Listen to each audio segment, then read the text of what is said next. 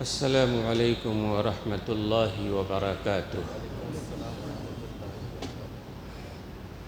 بسم اللہ الرحمن الرحیم۔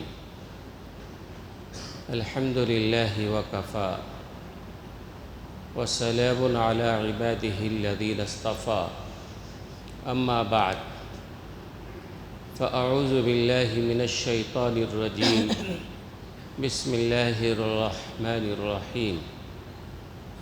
ومن يطع الله ورسوله فقد فاز فوزا عظيما، وقال النبي صلى الله عليه وسلم: وأرض بما قسم الله لك تكن أغنى الناس، صدق الله العلي العظيم وصدق رسوله النبي الكريم، ونحن على ذلك من الشاهدين والشاكرين، والحمد لله رب العالمين۔ رب اشرح لي صدري ويسر لي أمري واحلل عقدة من لساني يفقهوا قولي، سبحانك لا علم لنا إلا ما علمتنا إنك أنت العليم الحكيم۔ اللهم رب زدني علما، اللهم إنا نسألك علما نافعا، اللهم جنبنا الفواحش والمعاصي والخطايا والزلل ما ظهر منها وما بطن۔ محترم حضرات، گزشتہ جمعہ میں نے عرض کیا تھا شیخ عبد القادر جیلانی رحمۃ اللہ علیہ نے فتوح الغیب میں فرمایا کہ ہر مومن کو 3 کاموں کو ہمیشہ کرتے رہنا چاہیے۔ پہلی بات یہ، ہر وقت اللہ کی اطاعت میں، رسول کی اطاعت میں لگے رہنا چاہیے، مطلب تفصیل سے عرض کر چکا ہوں۔ دوسری بات، ہر وقت بندہ مومن کو اللہ اور اس کے رسول کے نافرمانیوں سے بچتے رہنا چاہیے، تفصیل عرض کر چکا ہوں۔ تیسری بات یہ کہ ہر مومن کو اللہ کے ہر فیصلے پر ہمیشہ راضی رہنا چاہیے۔ اللہ کا جو بھی فیصلہ ہے، اللہ نے جس حال میں بھی رکھا ہے، بندہ مومن کو اس پر راضی رہنا چاہیے، دل سے راضی رہنا چاہیے۔ اگر کوئی آدمی اللہ کے فیصلے پر دل میں ناراض ہے، کڑ رہا ہے، اس سے فرق تو پڑنے والا ہے نہیں نا۔ لیکن کمال یہ ہے کہ بندہ مومن اللہ کے ہر فیصلے پر راضی رہے۔ جناب رسول اللہ صلی اللہ علیہ وسلم کے صاحبزادے کا انتقال ہوا۔ حضور اکرم صلی اللہ علیہ وسلم کی آنکھوں سے آنسو جاری ہے، دل میں صدمہ ہے، غم ہے، تکلیف ہے، لیکن آپ صلی اللہ علیہ وسلم نے زبان سے کیا فرمایا؟ العین تدمع والقلب یحزن ولا نقول الا ما یرضی ربنا به۔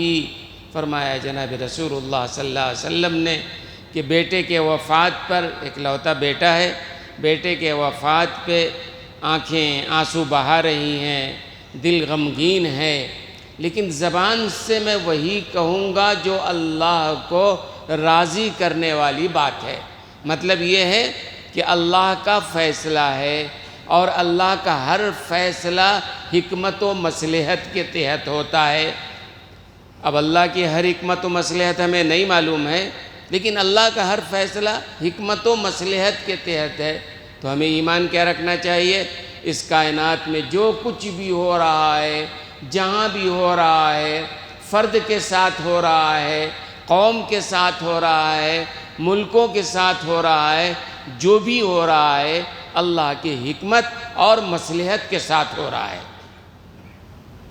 ٹھیک ہے، ہمارے ساتھ بھی کوئی مسئلہ اگر پیش آئے جو ہمارے لیے تکلیف دہ ہو، ہمارے لیے برا ہو، ہمارے لیے رنج کر دینے والا ہو، لیکن ہمارا ایمان ہونا چاہیے اس کے پیچھے اللہ کی حکمت ہے، مصلحت ہے۔ ہمیں نہیں معلوم کیا حکمت و مصلحت ہے، اس کو کہتے ہیں رضا بالقضاء، اللہ کے فیصلے پر راضی رہنا۔ حضرت شیخ عبد القادر جیلانی رحمۃ اللہ علیہ یہی فرماتے ہیں کہ بندہ مومن کو اللہ کے ہر فیصلے پر ہر حال میں راضی رہنا چاہیے۔ بھائی دنیا میں کوئی ایک بندہ ایسا نہیں ملے گا جو یہ کہے گا ہماری ہر خواہش پوری ہو گئی، کوئی بندہ ایسا نہیں ملے گا جو کہے گا ہماری ہر تمنا پوری ہو گئی، اور کوئی ایسا بندہ بھی نہیں ملے گا جو کہے گا پوری زندگی میں ہم نے رنج ہی رنج میں گزارا ہے، کبھی کوئی خوشی نہیں ملی ہے۔ اس لیے کہ اللہ نے عالم 3 بنائے ہیں، ایک تو عالم جنت ہے جہاں آرام ہی آرام ہے، راحت ہی راحت ہے، عیش ہی عیش ہے، وہاں کوئی تکلیف نہیں ہے، وہ عالم جنت ہے۔ اللہ تعالی ہم سب کو نصیب فرمائے، اللہ تعالی ہم سب کو نصیب فرمائے۔ دوسرا عالم وہ ہے جس میں تکلیف ہی تکلیف ہے، رنج ہی رنج ہے، پریشانی ہی پریشانی ہے، وہاں کوئی خوشی نہیں ہے، کوئی راحت نہیں ہے، وہ جہنم کا عالم ہے۔ جہنم کا جو عالم ہے وہاں رنج ہی رنج، تکلیف ہی تکلیف ہے، عذاب ہی عذاب ہے۔ اللہ ہم سب کی اس سے حفاظت فرمائے۔ اب یہ دونوں کے بیچ جو ہے یہ اللہ نے عالم دنیا بنایا ہے، جس دنیا میں اب ہیں، ان دونوں کے بیچ میں اللہ نے عالم دنیا بنایا ہے، اور عالم دنیا اللہ نے ایسا بنایا ہے کہ کوئی بندہ، ایک بندہ بھی ایسا نہیں ہے جو کہے کہ زندگی میں ہم نے کبھی خوشی نہیں دیکھا، کوئی ایک بندہ ایسا نہیں جو یہ کہہ دے کہ ہم نے کبھی کوئی رنج نہیں دیکھا۔ اللہ نے اس کائنات کو بنایا ہی ایسے ہے کہ آدمی کے ساتھ رنج بھی ہے، خوشی بھی ہے، آرام و راحت بھی ہے، غم و تکلیف بھی ہے، اس سے تو بچ نہیں سکتے ہیں۔ تو مومن کا کیا سوچ ہونا چاہیے؟ اللہ کا فیصلہ۔ اللہ نے صحت دی ہے تو بھی ہم راضی ہیں، اللہ نے بیماری دی تو بھی ہم راضی ہیں، اللہ نے مال و دولت دیا تو بھی ہم راضی ہیں، اللہ نے غربت دیا تو بھی ہم راضی ہیں۔ ہر حال میں بندہ مومن اللہ سے راضی رہے۔ اور حضرت ذوالنون مصری رحمۃ اللہ علیہ، حضرت ذوالنون مصری رحمۃ اللہ علیہ بڑے اللہ والے، بڑے بزرگ گزرے ہیں۔ کسی نے پوچھا حضرت آپ کا مزاج کیسا ہے، کیا حال ہے؟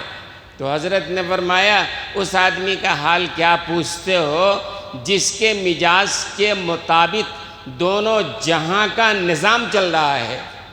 پوچھنے والے نے کہا حضرت یہ کیا بات ہے؟ بھئی کوئی نبی بھی اگر ہو تو نبی کی مرضی کے مطابق کائنات تو نہیں چل رہا ہے، کائنات کا نظام جو ہے وہ اللہ کے مرضی کے مطابق چل رہا ہے۔ کوئی بڑے سے بڑا نبی بھی اگر ہو اس کی خواہش اور مرضی کے مطابق کائنات کا نظام نہیں چل رہا ہے۔ آپ یہ فرما رہے ہیں کہ میری مرضی کے مطابق کائنات کا نظام چل رہا ہے، میرے مزاج کا کیا پوچھنا، کیا مطلب ہوا؟ تو حضرت نے فرمایا بات دراصل یہ ہے کہ میں نے جو کہا کہ دونوں جہاں کے سارے معاملات جو ہیں میری مرضی کے مطابق چل رہے ہیں، کہنے کا مطلب یہ ہے کائنات کا نظام اللہ کی مرضی کے مطابق چل رہا ہے، اور میں نے میری مرضی کو اللہ کے مرضی میں شامل کر دیا ہے۔ اللہ کی جو مرضی ہوتی ہے میں کہتا ہوں بالکل میری بھی وہی مرضی ہے۔ اللہ زلزلہ لاتے ہیں میں کہتا ہوں بالکل ٹھیک ہے، اللہ کہیں طوفان لاتے ہیں بالکل ٹھیک ہے، کہیں کوئی بہت بڑا نقصان ہو رہا ہے بالکل ٹھیک ہے۔ یعنی اللہ کے مرضی کے بغیر تو کچھ نہیں ہو رہا ہے، اللہ جو چاہ رہے ہیں وہ ہو رہا ہے، اور اللہ کے چاہت میں ہم نے اپنی چاہت کو ملا دیا ہے، اللہ کے مرضی میں ہم نے اپنی مرضی کو ملا دیا ہے۔ ہاں ٹھیک ہے، ظاہر ذاتی طور پر ایک آدمی بیمار پڑتا ہے پریشان تو ہوگا نا، ایک آدمی کو تکلیف پہنچ گئی آنکھوں میں آنسو تو آئے گا نا، عزیز کا انتقال ہو گیا آدمی روئے گا۔ شریعت نے اجازت دی ہے، اگر اللہ چاہتے تو کہہ دیتے رونے کی بھی اجازت نہیں ہے چونکہ میرا فیصلہ ہے، بلکہ اللہ نے کہا ٹھیک ہے رو لو، رونے میں کوئی مسئلہ نہیں ہے، لیکن تمہارے دل میں یہ نہیں آنا چاہیے ہم ہی رہ گئے تھے اس مصیبت کے لیے۔ بہت سارے لوگ کہتے ہیں نا پریشانی آ گئی، کیا ہم ہی اس مصیبت کے لیے رہ گئے تھے، ہم نے کیا گناہ کر لیا تھا؟ سچی بات تو یہ ہے کہ اللہ اگر ہمارے گناہوں پہ پکڑنا شروع کر دے تو ہمارے لیے جینے کا کوئی موقع نہیں ہے۔ ہماری اتنی نافرمانیاں ہیں کہ بس اللہ معاف فرما رہے ہیں، سب پہ پکڑنے لگیں تو ہمارا جینا مشکل ہو جائے۔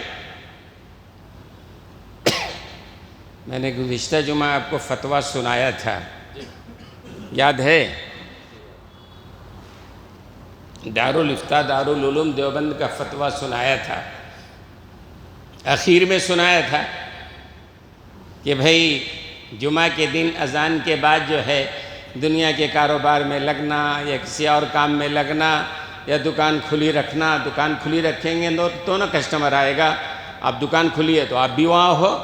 میں تو دیکھ رہا ہوں میرے نگاہوں کے سامنے دکانیں کھلی ہوئی ہیں، لوگ ہیں بہرحال، ان کو سنائی نہیں دیتا ہے، سمجھ میں نہیں آتا ہے، کیا کر سکتے ہیں نہ ماننے والوں کو؟ جس کو نہیں ماننا ہے وہ نہیں مانے گا، لیکن جس کو ماننا ہے، جس کو اپنی اصلاح کرانا ہے، تو میں نے عرض کیا تھا وہ اذان جمعہ جو ہے پہلا، اس کے بعد مسجد میں آنا، کاروبار کو بند کرنا، دنیاوی معاملات کو ترک کرنا، یہ واجب ہے، ضروری ہے، لازم ہے، بتایا تھا نا۔ ایسے ہی ایک صاحب نے مسئلہ پوچھا ہے کہ یہ جو اذان دی جاتی ہے نا، 5 وقت کی اذان دی جاتی ہے، مسئلہ آپ کو معلوم ہے کہ جب اذان ہو تو اذان کا جواب دینا چاہیے، اذان کا جواب دینا چاہیے۔ اذان ہو رہی ہے تو جہاں بھی اذان کی آواز سنے تو آدمی اذان کا جواب دے، مؤذن جو کلمات کہہ رہا ہے ان کلمات کو دہرائے۔ تو علماء نے لکھا ہے کہ اصل میں جواب دینے کی 2 شکل ہے، ایک شکل تو یہ ہے جو واجب ہے، یعنی عملاً نماز کی طرف متوجہ ہونا، یہ تو واجب ہے۔ ظہر کے لیے اذان ہو گئی، ایک عملی جواب ہے کہ آدمی فوراً نماز کے لیے جائے، یہ واجب ہے، یہ عملی طور پر، یا نماز پڑھے بہرحال۔ تو ایک تو واجب شکل ہے، دوسری شکل ہے مستحب ہے، زبان سے اذان کے کلمات کا جواب دے، جو مؤذن کہہ رہا ہے وہ کلمات دہرائے، وہی کلمات جو وہ کہہ رہا ہے۔ ہاں البتہ حی علی الصلاح حی علی الفلاح جب کہے تو اس کے جواب میں لا حول ولا قوت الا باللہ، لا حول ولا قوت الا باللہ۔ ہمارے ہاں لوگ شیطان کو بھگانے کے لیے کہتے ہیں لا حول ولا قوت، ناگواری کے لیے کہتے ہیں۔ تو حی علی الصلاح، مؤذن کے اس کا کہنے کا مطلب آؤ نماز کی طرف، اس کا جواب کیا سکھایا ہے شریعت نے؟ لا حول ولا قوت الا باللہ۔ ایک آدمی کہتا ہے کیا جواب ہوا بھائی؟ حی علی الصلاح ہی کہہ لیتے، جیسے اللہ اکبر کے جواب میں اللہ اکبر تھا، ہر کلمے کے جواب میں وہ کلمہ جواب تھا، حی علی الصلاح کا جواب بھی کیا ہوتا؟ حی علی الصلاح۔ لیکن وہ چھوڑ کے شریعت نے یہ سکھایا کہ آپ لا حول ولا قوت الا باللہ پڑھو، کیا مطلب ہے؟ علماء نے لکھا ہے کہ لا حول ولا قوت ہی جواب میں کہنا چاہیے، اور مطلب یہ ہوتا ہے جب اذان کی آواز آئی آؤ نماز کی طرف، تو بندہ یہ اللہ سے کہتا ہے اے اللہ یہ اذان کے لیے جانا میری طاقت و قوت میں نہیں ہے، اے اللہ آپ نہ چاہیں، آپ اگر توفیق نہ دیں، اے اللہ توفیق عطا فرمائیے۔ تو یہ لا حول ولا قوت کا یہ مطلب ہے۔ تو مجھے عرض یہ کرنا ہے کہ صاحب نے سوال کیا کہ یہ اذان جو اذان ثانی جمعہ کے دن دی جاتی ہے، جب خطیب ممبر پہ بیٹھ جاتا ہے، اس کے بعد جو اذان مؤذن صاحب دیتے ہیں ممبر کے سامنے، اس اذان کا جواب دیا جائے یا نہ جواب دیا جائے؟ اذان کا جواب دینا تو مستحب ہے، اقامت کا جواب دینا بھی مستحب ہے، لیکن یہ جمعہ کے دن جو اذان دیتے ہیں، اذان ثانی کی بات کر رہا ہوں میں، ممبر کے سامنے جواب دیا جائے یا نہ دیا جائے؟ تو علماء نے لکھا ہے مفتیٰ بہ قول یہی ہے کہ جمعہ کے دن ممبر کے سامنے جو اذان دی جاتی ہے اس کے جواب میں جواب کے کلمات نہ دہرائے جائیں، زبان سے کلمات نہ کہے جائیں، بلکہ دل میں کہہ لیا جائے، دل میں جواب دے لیا جائے۔ اب یہاں علماء نے کہ بھائی زبان سے کیوں منع کیا گیا؟ زبان سے کیوں منع کیا گیا؟ تو علماء نے وہی بات اذا خرج الامام فلا صلاة ولا کلام، امام جب وہ عربی خطبے کے لیے ممبر پہ بیٹھ جائے اس کے بعد نماز پڑھنا بھی درست نہیں ہے، درود پڑھنا بھی درست نہیں ہے، تو اذان کا جواب دینا بھی درست نہیں ہے۔ اور پھر جمعہ کے لیے اقامت ہو تو علماء نے لکھا ہے کہ جمعہ کے خطبے کے اذان کا جو حکم ہے وہی جمعہ کی اقامت کا بھی حکم ہے، یعنی اس کا بھی جواب نہیں دینا چاہیے، دل سے جواب دینا چاہیے، یعنی خطبے کے لیے یہ ہے۔ اور جو پہلی اذان ہوتی ہے جمعہ کے دن، اس کے لیے تو بہرحال میں نے بتایا کہ درستی نہیں ہے۔ تو بہرحال حضرت ذوالنون مصری رحمۃ اللہ علیہ کی بات نقل کر رہا تھا، فرمایا کائنات کا نظام ہماری مرضی کے مطابق چل رہا ہے کہ ہم نے اللہ کی مرضی میں اپنے مرضی کو گم کر دیا ہے۔ کائنات میں جینا ہے نا تو اللہ کی مرضی کے مطابق اپنے آپ کو بناؤ۔ اب ایک سوال ہے، ایک آدمی سوال کرتا ہے کہ بھائی ہم کو تکلیف پہنچ رہی ہے اور ہم کو کوئی بات بری لگ رہی ہے، ہمارے ساتھ کوئی بڑا حادثہ ہو رہا ہے، اگر ہم اس سلسلے میں شکایت کریں تو برائی کیا ہے آخر؟ ایک آدمی کہتا ہے ہم کو تکلیف پہنچ گئی، ہمارے ساتھ بڑا مسئلہ ہو گیا، اگر ہم شکایت کر رہے ہیں تو برا کیا ہے؟ اس کا جواب اللہ نے سورہ کہف میں دیا ہے۔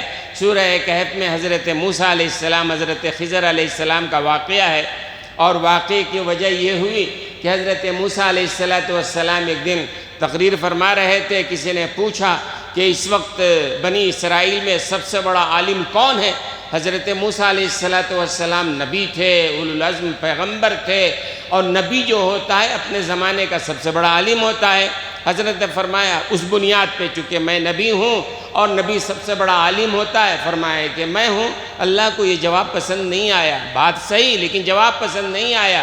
ان کو یہ کہنا چاہیے بھئی کون بڑا ہے اللہ کو معلوم ہے، یہ کہنا چاہیے، لیکن یہ کہنے کے بجائے انہوں نے کہا میں، اللہ نے کہا نہیں ٹھہریے، آپ کو ہم بتاتے ہیں کہ میرے عالم اور علم رکھنے والے دنیا میں کتنے لوگ ہیں، جائیے حضرت خضر کے پاس۔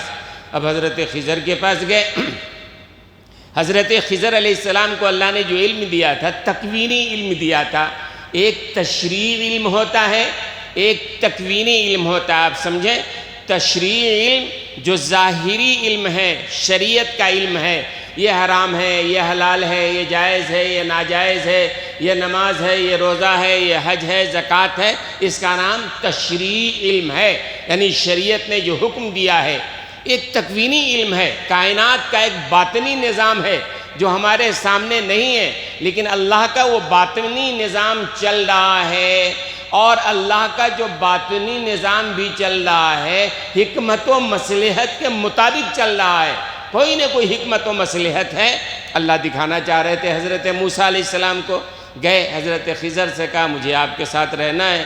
حضرت خضر علیہ السلام نے کہا میرے ساتھ اگر رہنا ہے تو میری پہلی شرط یہ ہے کہ مجھ سے آپ میرے کسی معاملے میں سوال نہیں کریں گے، خاموش رہیں گے آپ۔ میں خود وجہ بتا دوں بات الگ ہے، لیکن آپ سوال نہیں کریں گے۔ انہوں نے کہا ٹھیک ہے چلو کوئی بات نہیں، مان لیا۔ آگے بڑھے تو انہوں نے دیکھا حضرت خضر علیہ السلام نے غریب کی کشتی کو توڑ دیا، اس کا تختہ اکھاڑ دیا۔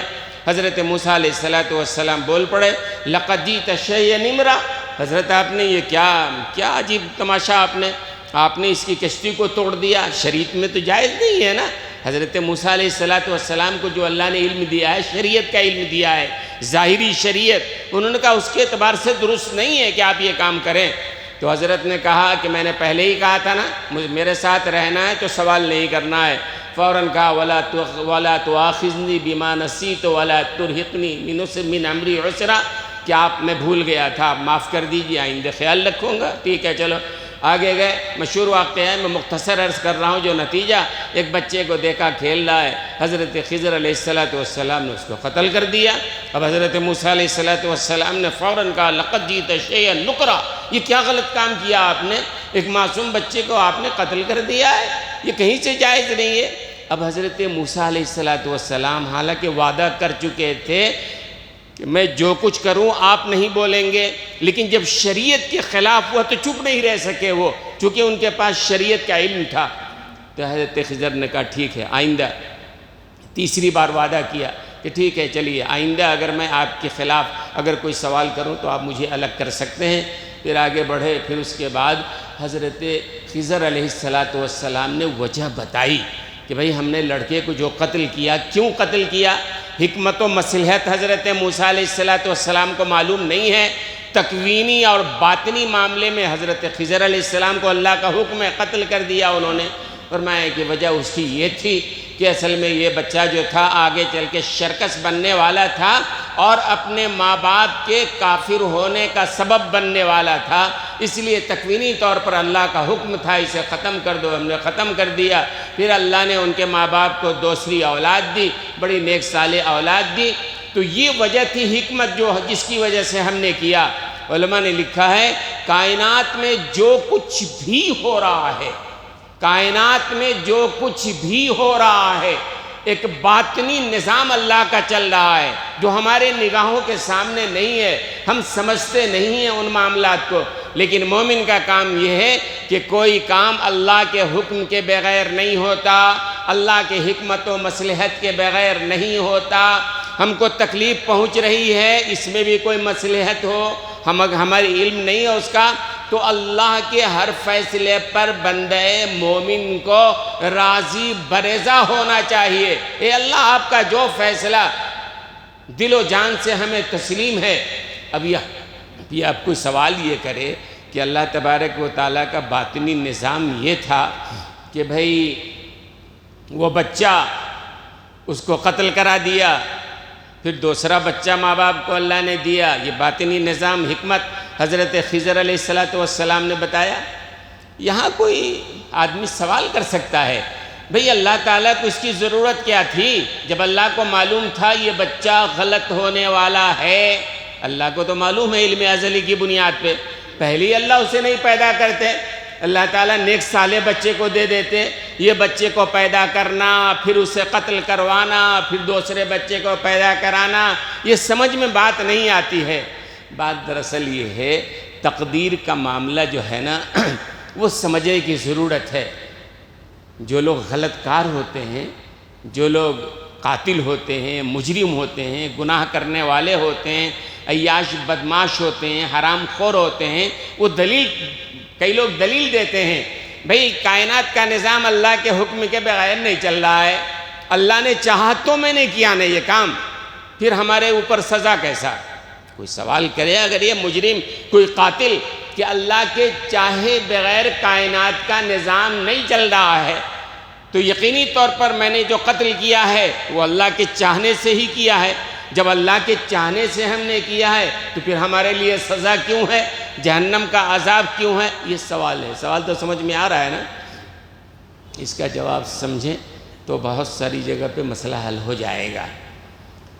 بات دراصل یہ ہے کہ اللہ تعالیٰ کا ایک علم ہے، علم ازلی۔ اللہ کو معلوم ہے قیامت تک کل کیا ہونے والا ہے، 100 سال کے بعد کیا ہونے والا ہے، قیامت تک کیا ہونے والا ہے، آئندہ کیا ہو، اللہ کو معلوم ہے، ہمیں نہیں معلوم ہے۔ ہمیں تو کل کیا ہوگا وہ نہیں معلوم ہے، لیکن اللہ کو معلوم ہے کل ہم کیا کرنے والے ہیں، یہ اللہ کو معلوم ہے۔ تو اللہ نے اپنے علم ازلی کی اعتبار سے اللہ کو معلوم ہے فلاں بندہ کل اتنے بجے قتل کرے گا، مثلا فلاں بندہ کل اتنے بجے بدکاری کرے گا مثلا۔ تو سمجھنے کی بات یہ ہے وہ اللہ کے لکھنے کی وجہ سے نہیں کر رہا ہے بلکہ اس کو کرنا ہے، اللہ کو علم ہے اس لیے اللہ نے پہلے لکھ رکھا ہے۔ سمجھ میں آیا فرق؟ نہیں سمجھ میں آیا؟ بھئی اس کو وہ کام کرنا ہے، اللہ کو معلوم ہے، ہمیں نہیں معلوم ہے۔ علم ازلی اللہ کو ہے کہ یہ بندہ، بھئی دنیا میں تو آدمی کو اختیار کی بنیاد پہ ہی فیصلہ ملے گا نا۔ ایک آدمی کو اللہ نے اختیار دیا ہے، چاہو مسجد میں جاؤ چاہے شراب خانے میں جاؤ۔ ایک آدمی کو اللہ نے علم دیا ہے، امانت و دیانت و سچائی کے ساتھ تجارت کرو، دھوکے فریب کے ساتھ کرو، اختیار دیا ہے نا۔ اور اسی اختیار کی بنیاد پر اللہ جزا یا سزا کا فیصلہ فرماتے ہیں۔ تو ہم جو عمل کر رہے ہیں اللہ کے کہنے کی وجہ سے نہیں کر رہے ہیں، ہم نے جو کرنا ہے وہ اللہ کو علم ہے۔ بالکل ایسے ہی آپ نے دیکھا ہوگا وہ نجومی لوگ جو ہوتے ہیں، غیب کا حال بتانے والے، دیکھا ہے نا؟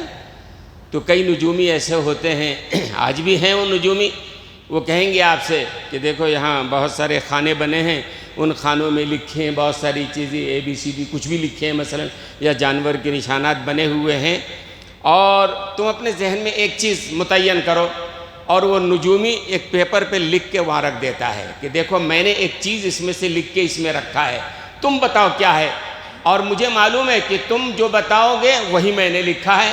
یا میں نے جو لکھا ہے وہی تم بتاؤ گے؟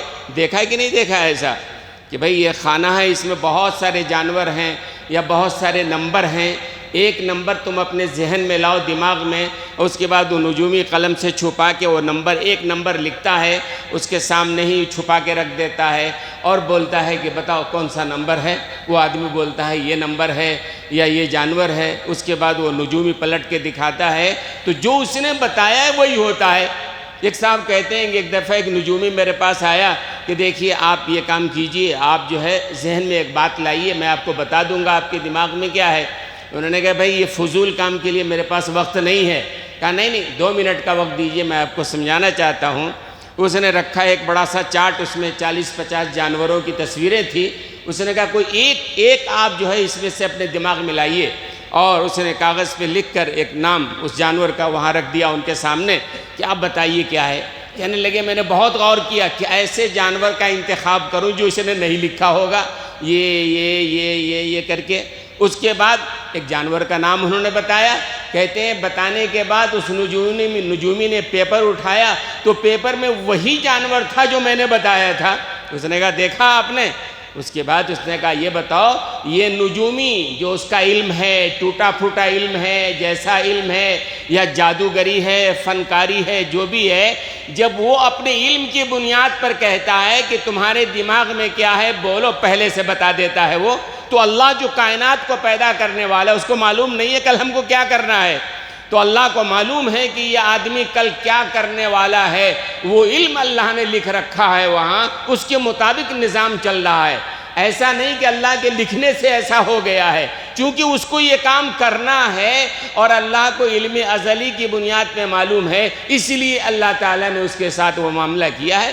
تو جب اختیار سے آدمی کام کرے گا تو جواب تو دینا پڑے گا۔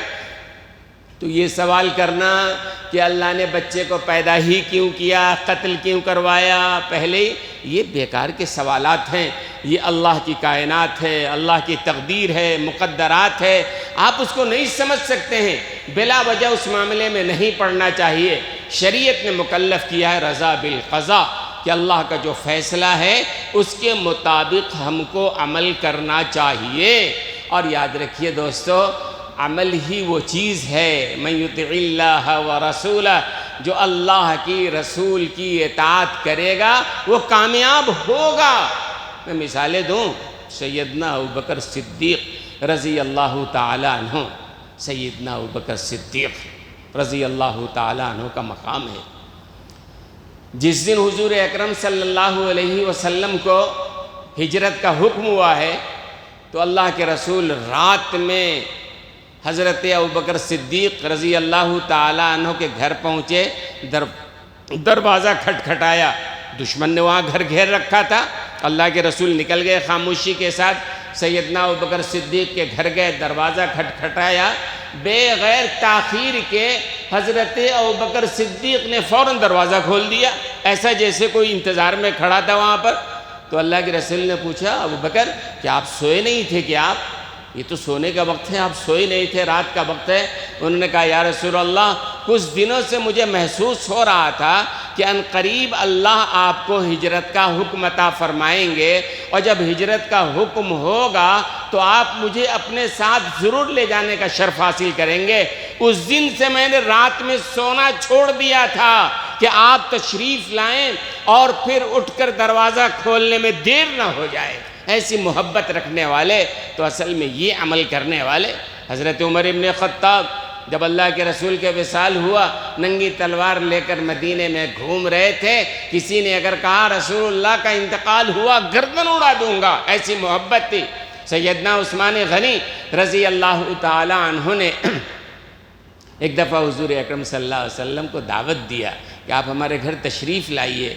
حضور اکرم صلی اللہ علیہ وسلم صحابہ کے ساتھ تشریف لے جا رہے ہیں، سیدنا عثمان غنی اللہ کے رسول کے پیچھے پیچھے آپ کے ہر قدم کو گنتے ہوئے جا رہے ہیں۔ تو اللہ کے رسول نے پوچھا عثمان یہ کیا کر رہے ہیں آپ؟ میرے قدموں کو آپ گن رہے ہیں؟ ہاں یا رسول اللہ آپ ہمارے گھر تشریف لا رہے ہیں، میں نے سوچا ہے کہ آپ کے گھر سے میرے گھر تک جتنے آپ کے قدم پڑیں گے، ہر قدم کے بدلے میں ایک غلام ہمیں آزاد کرنا ہے۔ یہ رسول اللہ کے قدم ہمارے گھر پڑ رہے ہیں، ایسی محبت کرنے والے۔ حضرت علی مرتضیٰ اللہ اکبر کیا کہنا ہے۔ جس رات اس بستر پہ جو مقتل بننے والا ہے اور کفار نے گھر کو گھیر رکھا ہے اور رسول اللہ کو قتل کرنے والے ہیں، اللہ کے رسول تو ہجرت کر کے جا رہے ہیں، حضرت علی سے کہہ رہے ہیں کہ میرے بستر پہ تم سو جاؤ، حالانکہ حضرت علی کو معلوم ہے کہ دشمن نے باہر گھر کو گھیر رکھا ہے، اسی بستر کے انتظار میں ہے قتل کرنے کے، لیکن ایسی محبت تھی، سرکار نے فرما دیا اور بستر پہ لیٹ گئے۔ قتل کی، دشمنوں کی کوئی فکر نہیں ہے، یہ محبت کرنے والے لوگ ہیں۔ اور حضرت عمرو بن العاص رضی اللہ تعالیٰ عنہ کا واقعہ بھی میں عرض کروں۔ حضرت عمرو بن العاص رضی اللہ تعالیٰ عنہ نے ایک مرتبہ گلابی رنگ کا کپڑا پہن لیا۔ گلابی رنگ، یہ زرد رنگ ہوتا ہے نا، گلابی رنگ کا کپڑا کہیں سے آیا اور پہن لیا۔ اللہ کے رسول صلی اللہ علیہ وسلم کے پاس گئے، اللہ کے رسول نے دیکھا، پوچھا ما ھذا، یہ کیا ہے؟ اتنا آگے کچھ نہیں کہا۔ آج مسئلہ یہ ہے کہ بڑے بڑے جلسے ہو رہے ہیں، ہزاروں جلسے ہو رہے ہیں، ہر اسٹیٹ میں جلسے ہو رہے ہیں، قوم کا لاکھوں لاکھ کا سرمایہ ہو رہا ہے استعمال، ہر مسجد میں بیانات ہو رہے ہیں، لیکن لوگ سننے کو تیار نہیں ہیں، عمل کرنے کو تیار نہیں ہیں، جمعہ کے دن پہلے آنے کو تیار نہیں ہیں، اذان پہ دکان بند کرنے کو تیار نہیں ہے، بار بار کہا جاتا ہے، سمجھایا جاتا ہے، پھر بھی بات سمجھ میں نہیں آتی ہے۔ حضرت عمرو بن العاص نے گلابی رنگ کا کپڑا پہنا، اللہ کے رسول نے دیکھا، زبان مبارک سے صرف یہ نکلا ما ھذا، یہ کیا ہے؟ سمجھ گئے حضرت عمرو بن العاص رضی اللہ عنہ نے کہ اللہ کے رسول کو یہ کلر، یہ کپڑا پسند نہیں آیا، کچھ نہیں کہا۔ اللہ کے رسول نے صرف ما ھذا، یہ کیا؟ گھر گئے، جا کر وہ گلابی رنگ کا کپڑا اتارا، تنور میں ڈالا، جلا دیا، بات ختم ہو گئی۔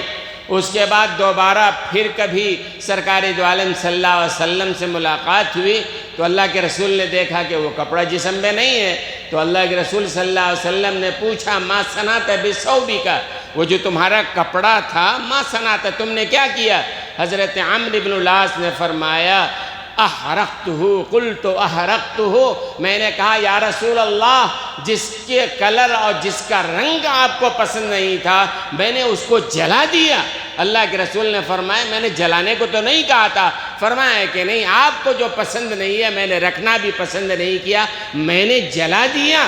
یہ محبت کرنے والے لوگ ہیں۔ ظاہر سی بات ہے یہاں جو تقریریں ہوتی ہیں، اللہ رسول کی بات ہوتی ہے، عمل کرنے کے لیے ہوتی ہے نا، کوئی اور مقصد تو نہیں ہوتا ہے نا۔ آپ حضرات بھی عمل کے ارادے سے ہی بیٹھتے ہیں کہ اللہ عمل کی توفیق عطا فرمائے، ہے نا، اسی لیے نا۔ تو امام غزالی رحمۃ اللہ علیہ نے بڑا اچھا نسخہ کتنے منٹ باقی ہیں؟ 5 منٹ ہو گیا، ہاں تب تو اس میں وقت بھی لگے گا۔ تو امام غزالی رحمۃ اللہ علیہ نے اصلاح کے لیے ایک بڑا اچھا نسخہ بتایا ہے۔ وقت ہو گیا ہے کہہ رہے ہیں، اس لیے آئندہ انشاءاللہ امام غزالی رحمۃ اللہ علیہ کا وہ بہترین نسخہ انشاءاللہ بیان کروں گا۔ اب تک کے بیانات کا خلاصہ یہ تھا کہ آدمی کو ہر وقت اللہ اس کے رسول کی اطاعت میں لگے رہنا چاہیے، اور ہر وقت اللہ اس کے رسول کی نافرمانی سے بچنے کی فکر میں لگنا چاہیے، اور اللہ کے ہر فیصلے پر دل و جان سے راضی رہنا چاہیے۔ انشاءاللہ ایسا کریں گے نا۔ وآخر دعوانا الحمدللہ رب العالمین۔